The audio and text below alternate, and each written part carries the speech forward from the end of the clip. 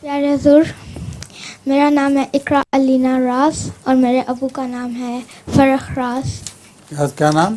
اقرا علینا راز. ٹھیک. اور میرے ابو کا نام ہے فرخ راز اور میں نارتھ ویسٹ لنڈن سے آئی ہوں. میرا یہ کوشچن تھا کہ قربانی کا کیا مطلب ہے اور قربانی ہمارے اوپر کیوں فرض ہوئی ہے؟ کیا ہے؟ قربانی کا کیا مطلب ہے اور قربانی ہمارے اوپر کیوں فرض ہے؟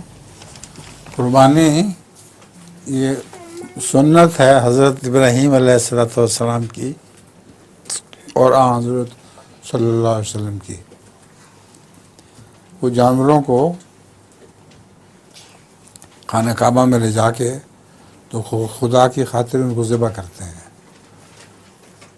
یہ تمثیل ہے اس بات کی کہ تم بھی خدا کی خاطر اسی طرح ذبح ہو جایا کرو. جس طرح جانور ذبح کرتے ہو تم بھی اللہ تعالیٰ کے حضور مر جایا کرو، ذبح ہو جایا کرو. اور یہ سنت بہت ہی پیاری ہے. اس کے نتیجے میں مسلمانوں میں قربانی کی روح زندہ ہے.